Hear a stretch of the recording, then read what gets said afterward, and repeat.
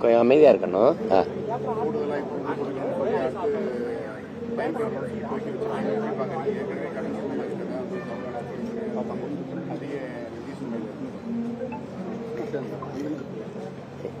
எல்லாமே தெரிஞ்சுக்கிட்டு எனக்கிட்ட ஒரு கேள்வியை கேட்குறீங்க.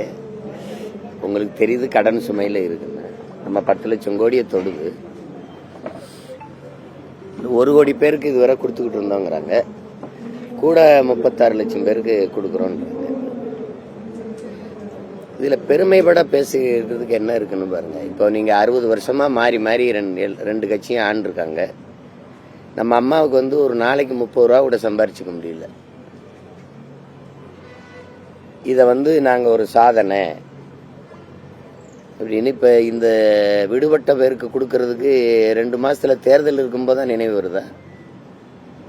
எல்லாமே இவங்க வாக்கை குறி வச்சுதான் நகருவாங்க. இதனாலதான் இதை செய்தி அரசியல், விளம்பர அரசியல்னு சொல்றோம் நம்ம. இது சேவை அரசியலோ செயல் அரசியலோ இல்ல. இவர்கள் எப்பவுமே கட்சி அரசியல், தேர்தல் அரசியல் தான் செய்வாங்க. இந்த கட்சிகள் மக்கள் அரசியலுக்கு வரவே மாட்டாங்க. மக்கள் அரசியல் என்ன, இந்த 60 ஆண்டுகள்ல எங்க அம்மாவை ஒரு 30 ரூபா சம்பாரிச்சுக்கிறதுக்கான வழிவகை செய்து கொடுக்கறது மக்கள் அரசியல். 30 ரூபாய்க்கு ஒரு நாளைக்கு 30 ரூபா சம்பாரிச்சுக்க முடியல. ஆனா அரணையூர்ல எங்க அம்மா ஒரு நாளைக்கு எங்க தோட்டத்துல களை எடுக்க வர்றவங்களுக்கு 500 ரூபா சம்பளம் கொடுக்குறா. அப்ப நீங்க எப்படி பாருங்க, 1000 ரூபா, இது ஒரு 1000 ரூபா கொடுத்துட்டோம், 1000 ரூபா கொடுத்துட்டோம், 1000 ரூபா கூட மாசம் ஈட்டிக் கொள்ள முடியாத ஒரு வக்கற்ற நிலையில என் தாயை நிறுத்தினது. அது எப்படி பெண்ணிய உயர்வு, பெண்ணிய விடுதலை, பெண்ணிய உரிமை இதெல்லாம் பேசிட்டு அலைகிறீங்க நீங்க? என்ன இதை ஏன் போன ஆண்டு கொடுத்துருக்க கூடாது? தம்பி உங்ககிட்ட கேக்குறீங்க, ஏன் போன ஆண்டு கொடுக்கல?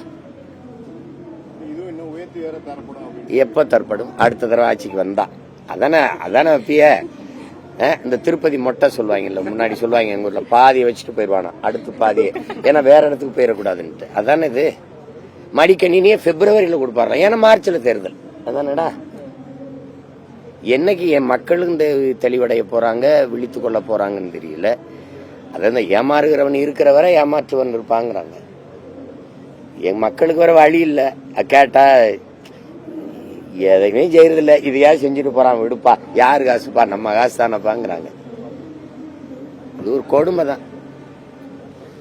நம்ம இப்படி கேட்போம், 10 லட்சம் கோடி கடன் ஆயிருக்குது. 10 லட்சம் கோடி. இந்த 10 லட்சம் கோடியில நிறைவேற்றப்பட்ட ஏதாவது ஒரு நலத்திட்டம் சொல்ல சொல்லுங்க இந்த அரச.